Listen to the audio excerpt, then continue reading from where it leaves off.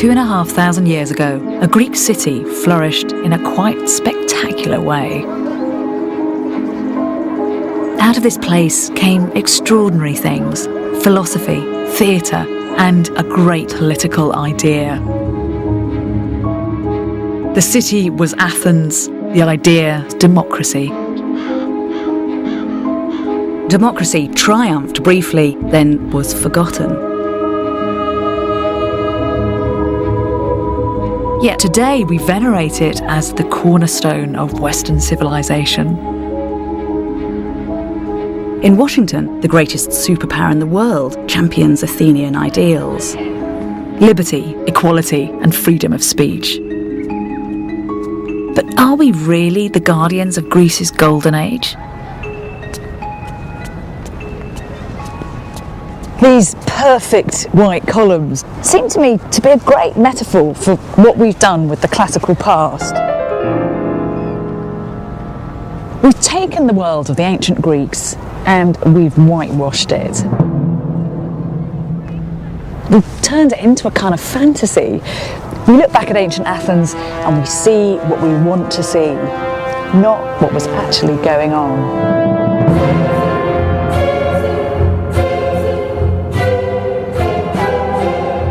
I'm going back to ancient Athens. To dig deeper, to look at the grit as well as the glory, and to discover the true story of democracy.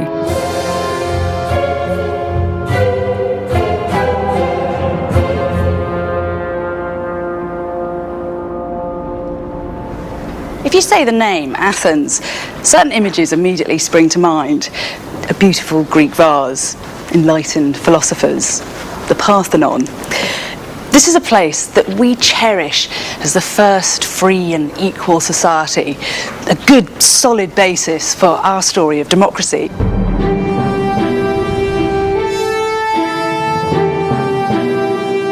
But beneath the Golden Age ideal was a city that constantly voted to go to war, and that ruthlessly carved out an empire to enrich itself. A city which championed freedom of speech, but couldn't tolerate criticism from within.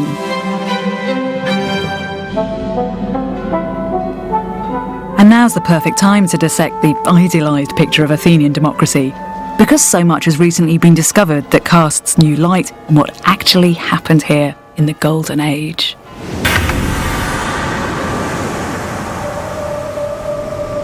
"500 years before the birth of Christ, 3 centuries before the rise of Rome, the world was dominated by the great empires of Asia.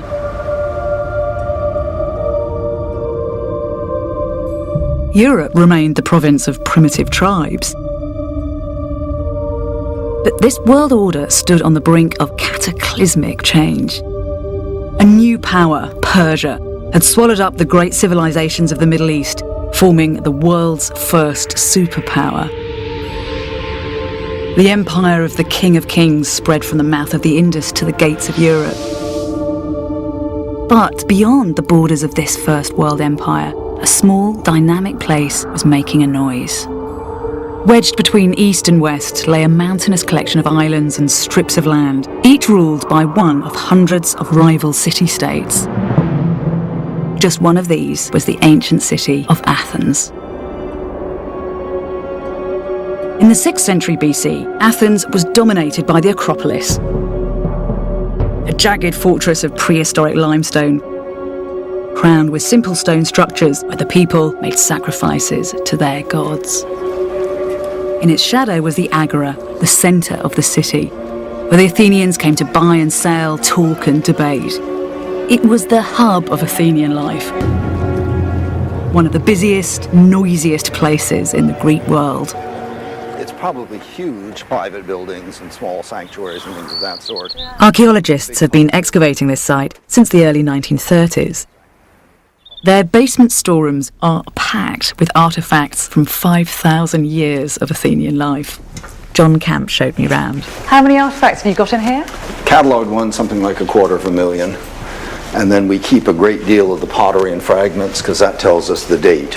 And down here... The layers of archaeology here show us that Golden Age Athens was built on prehistoric foundations. To look before it was the civic center, it was a burial ground. And so in the Iron Age and Bronze Age, there were lots of tombs. We have several hundred tombs, and so we have the remains of various people who were buried here long before this was the center of town.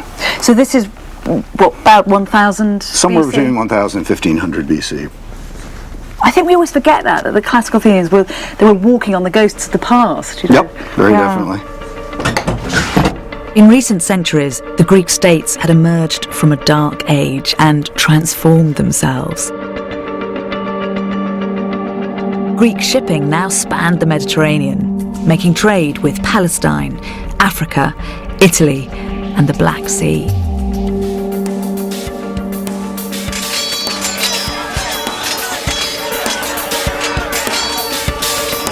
These were warrior societies, but the Greeks didn't go in for individual heroics, they fought as one. In massed ranks of soldiers called hoplites, they protected one another with their shields. All across the Greek world, populist military dictators, tyrants, backed by these citizen armies, grabbed power from traditional elites. Ironic that in Athens, the path to democracy was smoothed by tyranny. Tyrannos is a Near Eastern word, which initially referred to relatively benign rulers who were sometimes even supporters of the common people. But as time went by, the Greek tyrants started to live up to the name as we understand it. From the 5th century BC to the present day, tyrant has become synonymous with an abuse of power. By the end of the 6th century, Athens could no longer tolerate the vindictive regime of the tyrants. They were expelled by a group of aristocrats who began fighting amongst themselves. It was this conflict that would help spark democracy. On the one side, Isagoras, backed by Athens' rivals Sparta. On the other was Cleisthenes, who desperately needed a tactic to counter his enemy's military muscle. Cleisthenes came up with a shocking plan. He appealed to the mob, the rabble, hoi polloi as they're called in Greek. The historian Herodotus tells us that Cleisthenes welcomed into his faction the ordinary people. If you are a member of the elite, you thought the people were not the people as a whole. It's the masses, it's the unwashed masses, the mob. Democracy was power of the poor people over the rich. Now hope was stalking the streets of Athens. The people had tasted power, and although power is relatively easy to hand out, it is almost impossible to take away. When the aristocrats tried to impose their power, the people rioted and stormed the Acropolis. They overthrew their rulers, and without knowing it or planning it, democracy was born. What had begun as one man's solution to a problem would turn in the next 50 years into a completely new system of government. No one knew that what had been invented was the first direct democracy. At the time of Cleisthenes, the concept didn't even exist. The word democracy comes from demos, people, and kratos, power or grip. Mind you, it caught on pretty quickly. Within a couple of generations, the word was everywhere, and soon the city would worship democracy as a goddess. Democracy is an extraordinary surprise. They didn't replace one set of rulers with another set of rulers, as has happened for thousands of years in the West. They said, no, actually, why don't we try something extraordinary? We can rule ourselves. In a world controlled by kings and cliques, the Athenians created, almost by accident, a remarkable experiment in direct popular rule. And they transformed their city specially to house the new system.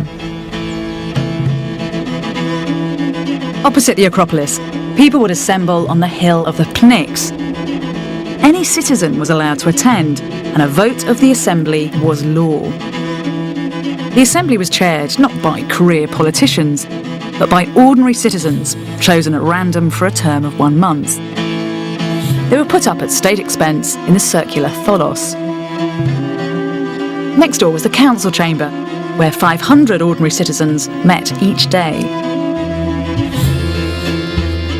It was their job to prepare the agenda for the assembly back on the hill of the Pnyx. If we were to follow Athens' example, we would have a different prime minister each month, selected by lot, and we would all take our turn in Parliament. They didn't elect people to make decisions for them. They ruled and were ruled in turn. Was this section excavated? We have reason to believe that this is one of the law courts. Archaeologists have unearthed tangible proof of the Athenian pursuit of equality. Because of this They found an Athenian ballot box. When it was excavated, little bronze discs like this, 7 of them were found, and they carry an inscription on them, as you can see. They say, public ballot. And you as a juror in the law courts would be given 2 of these, one with a solid axle and one with a pierced axle. One disc represented a vote for guilty and the other for not guilty. You would hold them so people couldn't see which way you were voting, throw one into the ballot box, and a verdict would be arrived at. Fantastic. A lot of thought has gone into this, hasn't it? No, they want to make sure that the jurors don't feel coerced in any way. Yeah, so plenty of checks and balances. It has to be a secret ballot. The courts are tremendously important for the functioning of the democracy. Yeah. Mind you, I'm a woman, so I wouldn't have been allowed to vote. That's true. I'll do it now. To make sure that the jurors were fairly chosen, brilliant technology was devised. This is called a cleriterion, and it was a random selection machine. Now, how it works is that individual citizens would have their names inscribed onto metal tags that would then be inserted into each of these slots. Down the side here, there would have been a wooden chute, which of course hasn't survived over the millennia, and down the chute would be sent black and white marble balls. If your name lined up with either a black or a white marble ball, it meant that you were or you weren't going to be selected that day. And because this process happened every day that there was democratic business to be done, it was impossible to bribe jurors or to pull rank so that you were always chosen. It shows just how important equality and fair play was to the early democracy. In theory, you can be the magistrate that proposes a law, you can sit in the assembly and vote for the law, and then 4 months later you could be sitting on the jury that's going to decide how it's to be interpreted or if it's even constitutional. You can hold any office in the state. A seismic shift had occurred, but in a world where rule by the many was confined to one city in 1,000, the survival of the infant democracy was in peril. Democracy might not have survived had it not been for a windfall that made Athens rich. At the bottom tip of the Athenian peninsula lies Laurium, the industrial heart of ancient Athens. Even today, the landscape is littered with the spoil of hundreds of abandoned mine shafts.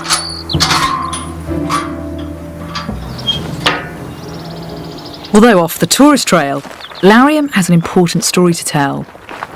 That the Athenian Golden Age was actually built on silver. People have been mining here since the early Bronze Age because the rock is so rich in mineral deposits.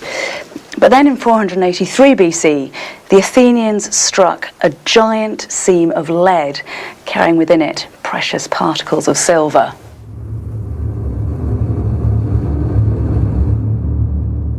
Overnight, democratic Athens was filthy rich.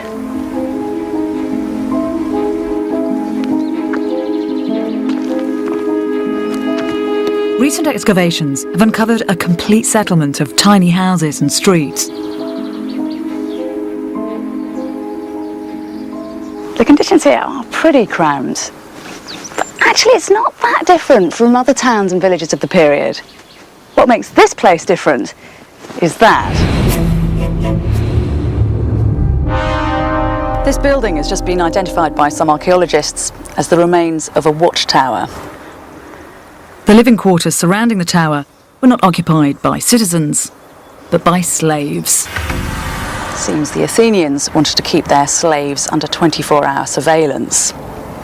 And it's no surprise they were jumpy. We are talking massive numbers. As many as 1 in 3 of the people who lived in Athens were slaves. The Athenians could be such vigorous democrats because they had someone else to do their dirty work for them.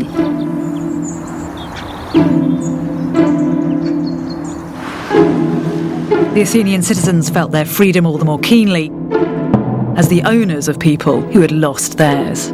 In ancient Greece, liberty has an inflection which it doesn't have in our society, namely there are an awful lot of unfree people, I mean slaves. And in fact, not far from where we're standing right now was one of the slave markets in the centre of Athens. We mustn't forget the dark underside of the democratic achievement. Most slaves began their lives as free men and women, but were forced into a life of manual labour when they became prisoners of war. They were bought and sold, separated from their families, sterilised so as not to breed. It wasn't only slaves. In fact, 9/10 of the population were barred from voting. There was an age restriction, and it wasn't enough to be born in Athens. Both your father and your mother had to be born there too. And of the remaining free Athenians, half, like me, were automatically disqualified. Women weren't just unequal, they were believed to be demonic, possessed by daimones, spirits. They needed to be controlled, visibly restricted. In fact, the first hard evidence of the full face veil comes from Athens. Women were not meant to be seen. All the evidence of vase painting would suggest that the woman is veiled. She has her cloak draped over her head. Should we ever have a go? Sue Blundell is researching the status of women in Athenian society. And just drape it over your arm like that. Then if you want to cover your face, you can go like that. Yes. Lovely. Well, look, I match. Sophocles said, "Silence is the greatest ornament of the woman." I feel nicely silent like that. I hate it. It makes me feel really claustrophobic. The message that's being sent out is that a married woman is the possession of the man. Yes, he is the one person in her life for whom she will unveil herself, yes. It wasn't only Athens, almost every society till the 20th century has been fiercely patriarchal. But there was, in that searing mass of experimentation, the possibility that something different could have been done. Where do we hear about that? We hear about it as a joke. Aristophanes imagines what would happen if women took over. We hear about it as philosophical thought. So Plato imagines what happens if we got rid of the family and had women as well as men as guardians of his republic. But of course it didn't happen. Only the free men of Athens could belong to the democratic club, which met together on the Pnyx. At dawn, Athenian citizens would come here to sit around on the bare rock and debate in the assembly how it was that they should run their own lives.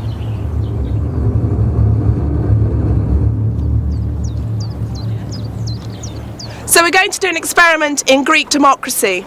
So who's for? The purpose of life for an ordinary human being in Athens was political life. And who's against? It's absolutely unparalleled in world history. So the motion's carried. And every Mogens Hansen is a world authority on Athenian democracy and how it works in practice. This is where the people meet to pass their laws, to pass their decrees, to elect their prime minister, and they all do it by show of hands. That's the voice of the people.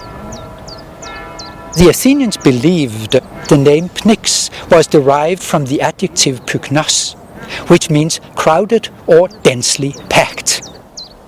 The Pnyx covers 2,400 square meters. A person takes up 0.4 square meters if he sits down. Thus, it could accommodate 6,000 citizens.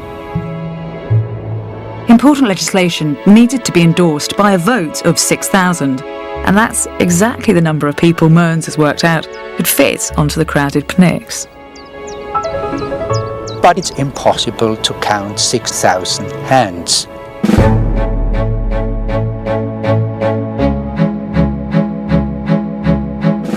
Romans went to the cantons of Switzerland, where they guesstimate the vote. First, I took photos, and then I blew up my photos. And with a pencil, I dotted each hand, so I could check that this was a fair method of deciding a majority in a large assembly. You think this is their way of doing it? Yes, it is. Aristotle shows that they did the same in Athens. Just think of the hubbub of the assembly. 6,000 men here together. Shoemakers sitting next to nobles, and all debating issues which directly affected their lives. Heralds kept order, and there was a police force of slaves nearby if things got out of hand. But we're told that if the crowd really disliked one man's argument, they would shout him down until the roar reached to the skies. So seriously did Athenians take being a player in democracy that they called people who didn't participate idiotes, which gives us our word, idiot. Athenians actually had a word for politicians, and it was orator. People who were specially practiced and skilled in addressing large crowds. So you can get one orator to stand up against another, and in that way the people can choose. It's very important that you always have more than one voice. This young woman is called Peitho, persuasion. The Athenians worshipped her as a goddess.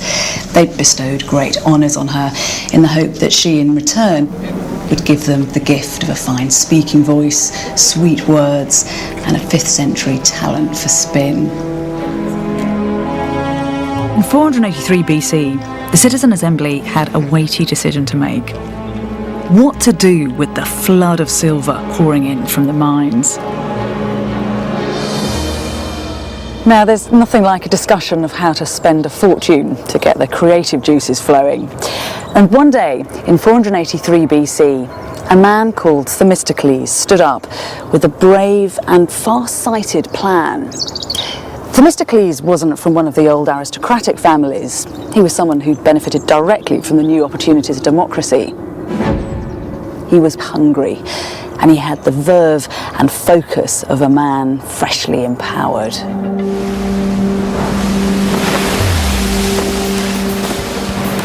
Themistocles' vision was that Athens should command the seas. Persian power was a threat to Athens' existence. Themistocles was well aware that they'd already invaded Greek lands. To everyone's surprise, the Athenians defeated a massive army at Marathon. Although the Persians retreated, Themistocles knew that it was only a matter of time before Persia's King Xerxes returned to settle old scores. He was intent this time Athens would take her enemies on at sea. Athenians needed a brand new fleet of warships, not a tax break, he argued in the assembly. It's a tribute to Themistocles' powers of persuasion and to the acumen of the assembly that they approved his strategy. Over the next 3 years, the Athenians would build themselves a fleet of over 200 triremes. This was a fundamental shift in the way the Athenians made war. Triremes would be the new weapon of democracy. The word trireme means 3 oars. Rowers were arranged in 3 banks, one above the other. It's faster, it's more deadly than any warship that had been used before. This is the technology that the Athenians have to master in order to defeat the largest navy in the world, the Persian navy. Triremes offered the perfect balance of speed and weight. They're highly manoeuvrable with twin rudders. Athens was already a democracy. It's no accident they mastered this form of warfare. The Greeks associated the word techne, our technology, with the triremes, and that is the great Athenian strength, playing to technology, playing to innovation. There would have been about 170 oarsmen on a boat like this. Most of them would have been packed down here. You can just imagine what the atmosphere would have been like. Very cramped, very sweaty. And then as you rowed, your face smacks up into the back of the man in front of you. But the situation here forced a feeling of community. And because these things were the engines of the fleet, you knew that your muscle counted. The trireme is so perfect, it's hard to think of a better symbol of Athens and its democracy. The development of the fleet has remarkable political consequences, and I think the Athenians knew it. We know that upper-class Athenians were hostile to developing the fleet, and it's perhaps because they saw what was coming. Once you had a fleet, Athenian power would rest on the shoulders of the poorest people in society. The military power of Athens depended on the fleet, and so the political power followed it inevitably, and Athens became more of a real democracy.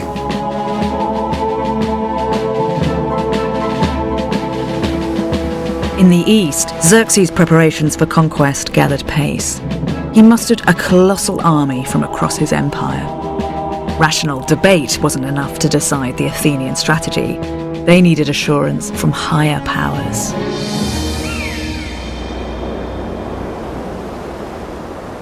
A 100 miles northwest of Athens in Delphi lies the sacred oracle of Apollo.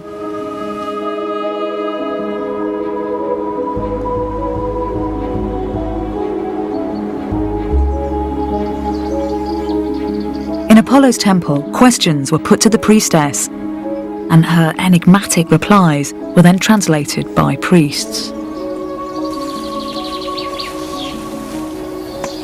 The Athenians came to ask advice. Their question: with what strategy could they best defeat the invading Persians, the mightiest army in the known world? The answer came back. Zeus grants to thrice-born Athena a wooden wall. In this, and only this, shall she be secure. The meaning of the wooden walls was debated on the Pnyx. Some argued it meant the protective palisades on the Acropolis. If the Athenians took refuge there, they'd be safe. Themistocles was in no doubt. The wooden walls meant the navy. In a vote, the Athenians agreed with their admiral. Man, woman and child evacuated their city for the nearby island of Salamis. They waited for the battle to begin.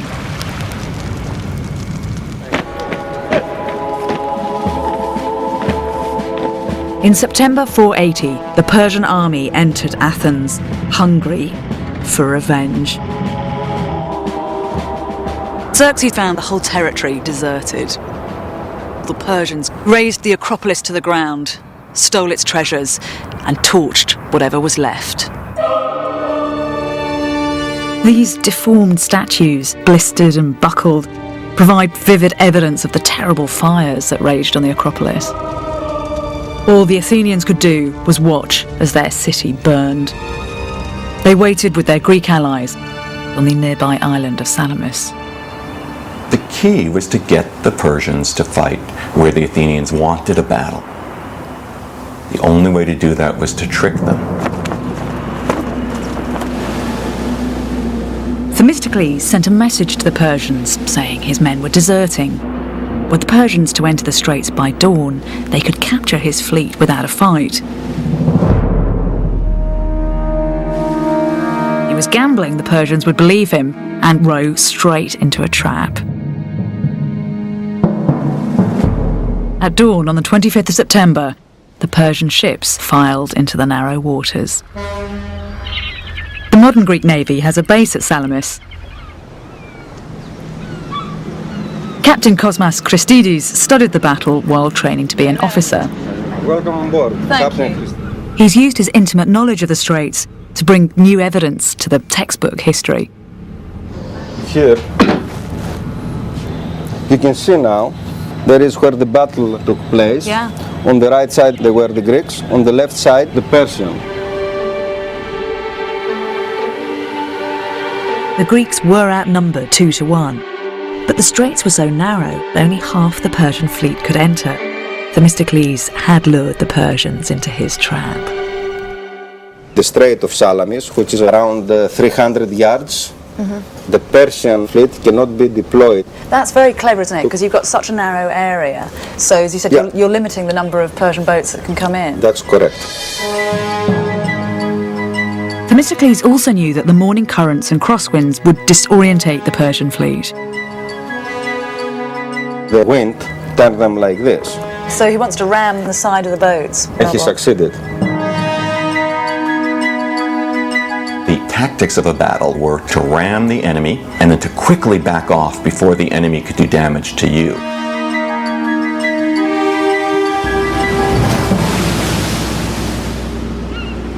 The Athenians faced the best part of the Persian fleet, and they defeat them. The remaining Persian ships turn to flee. So what results is just an enormous and remarkably bloody traffic jam. It's a massacre. The blood in the water, men being speared like tuna fish. And it goes on all day.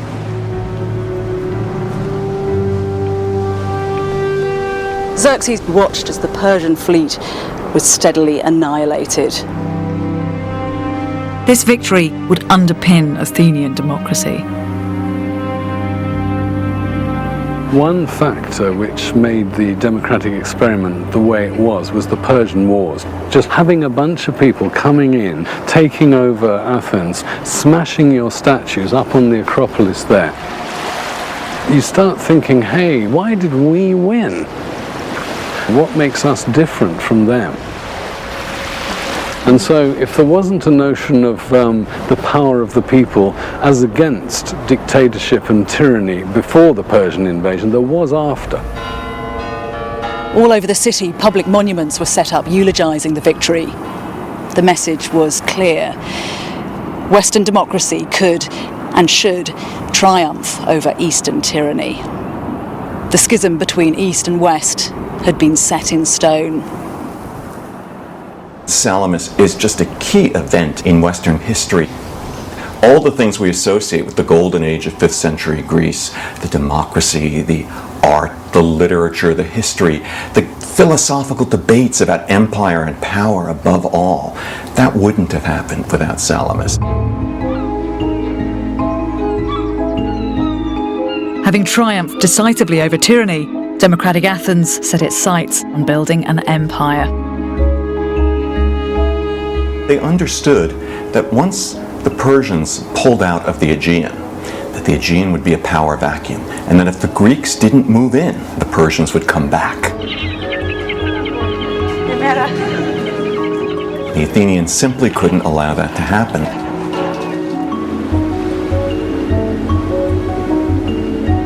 The Greek states that ringed the coast of the Aegean formed a grand confederacy with Athens for protection against the Persians. Historians call it the Delian League, after the small island where the Allies had their headquarters.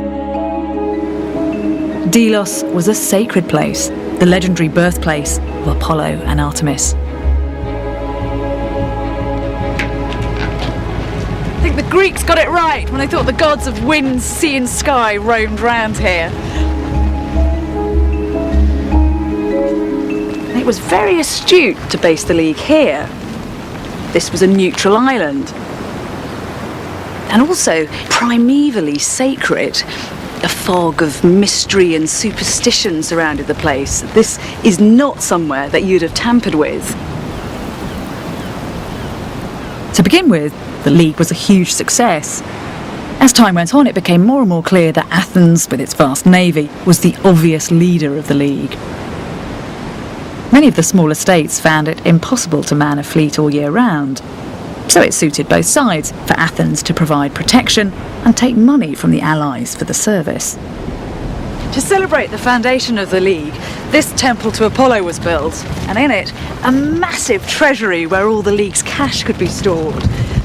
But then, just 20 years later, the League stops building work, which is very odd, because this is the time when the Greek world is at its most prosperous. And then you realise there's something else going on here. Building had stopped on Delos because the treasury of the League had been moved from its neutral territory to Athens itself. Allies who attempted to leave the coalition soon found themselves forced back in by the Athenians. What had once been a mutual defence pact was now looking very much like an empire.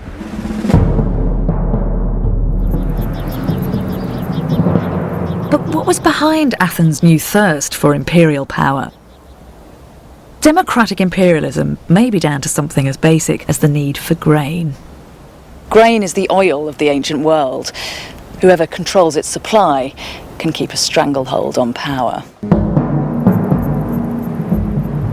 Barley or wheat was the staple food of Greece. When it ran short, the people starved. Huge swathes of the landscape around Athens are rocky and infertile.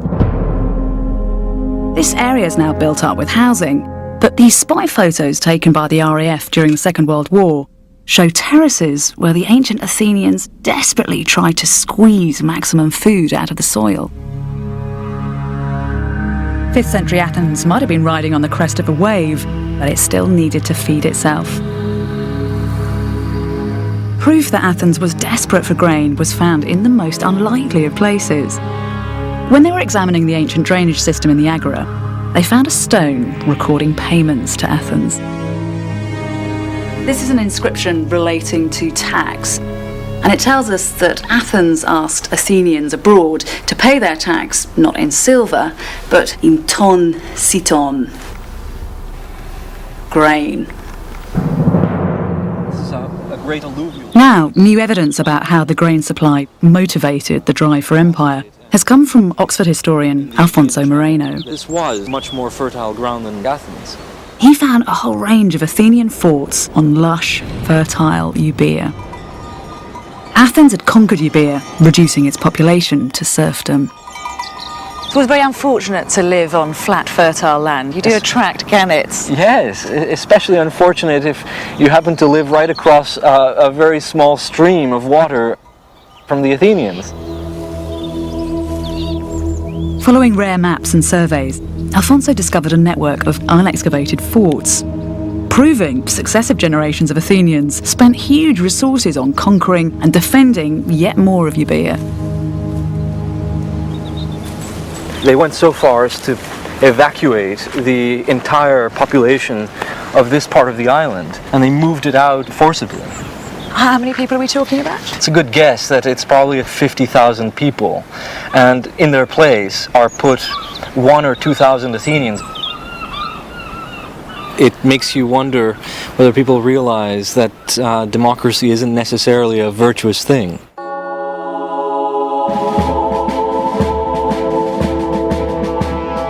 This stone stele represents the monumental might of the Athenian Empire.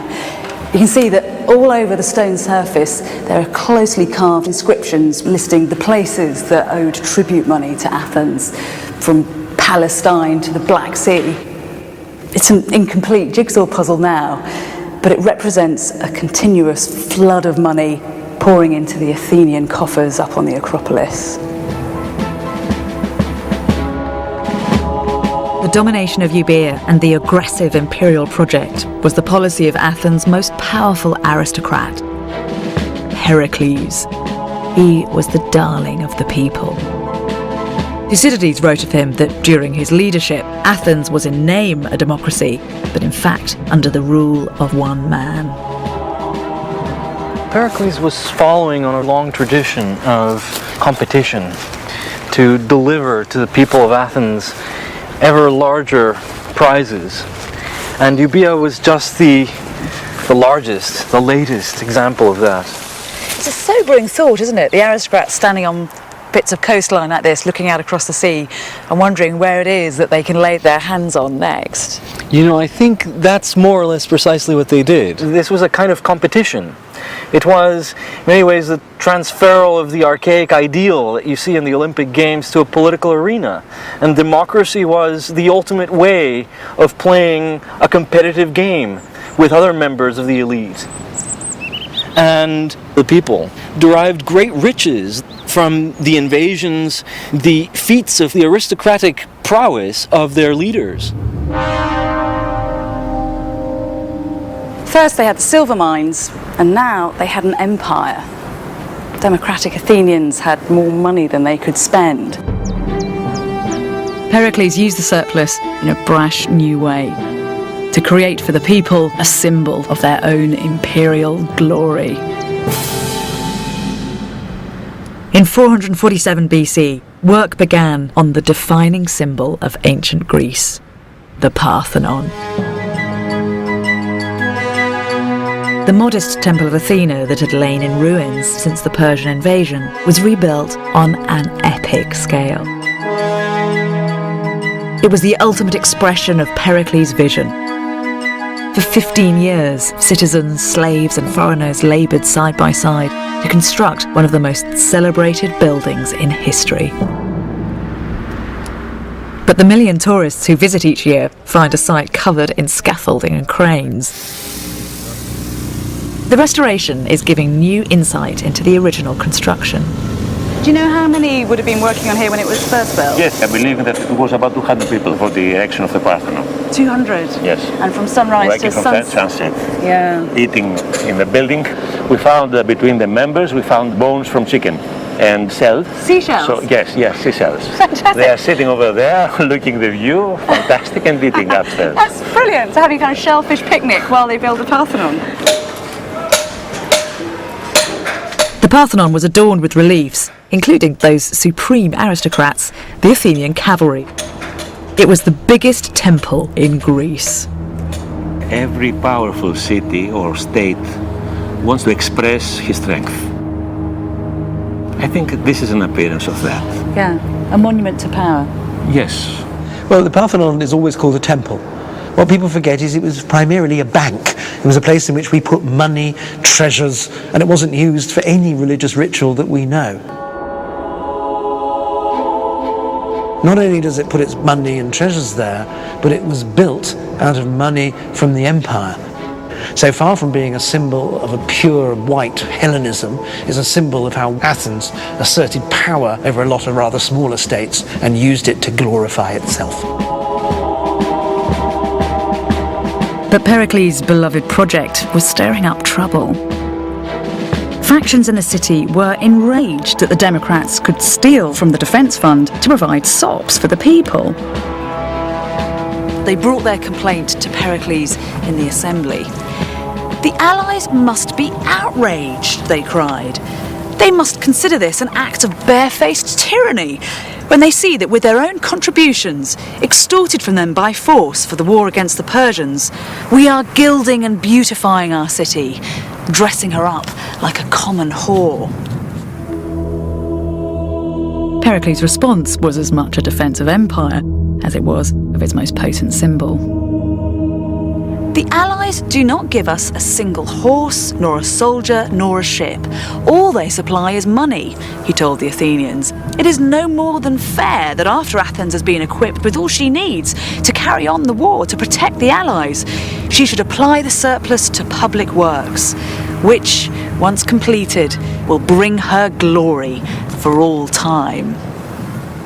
It's a politician very cleverly spinning the situation and writing his legacy into the history books.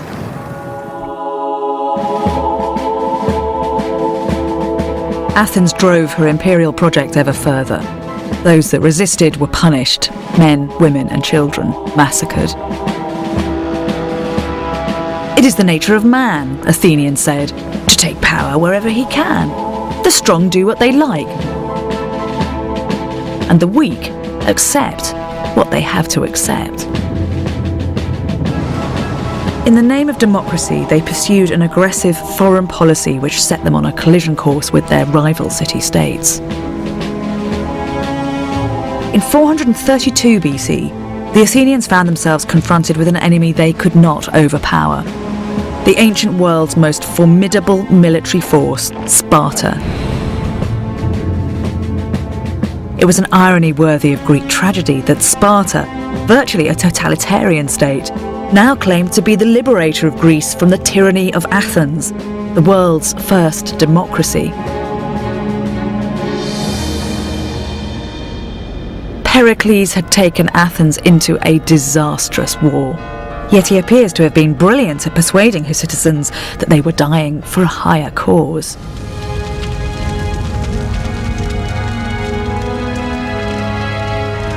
At the annual burial ceremony of the city's war dead, he gave a last impassioned speech in defence of democracy and Athens.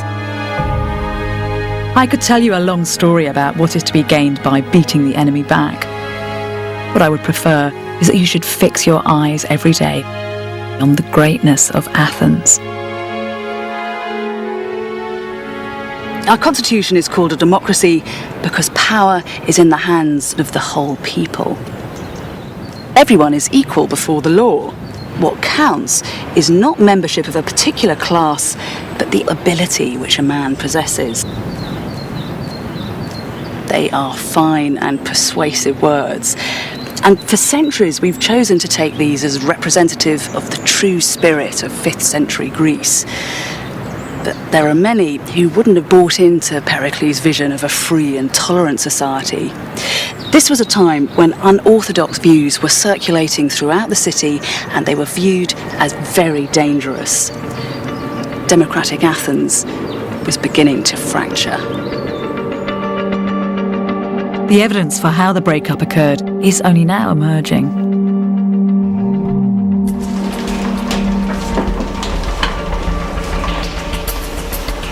Words really were the lifeblood of the Athenian democracy. Here, there are many millions of words that were written in the 5th century BC, which haven't even been translated yet. An unofficial history of the city is starting to emerge. In the next programme, I'm going to see how bitter rivalries, both in and outside Athens, created havoc for the democracy, and how newly discovered documents are changing our ideas of the Golden Age.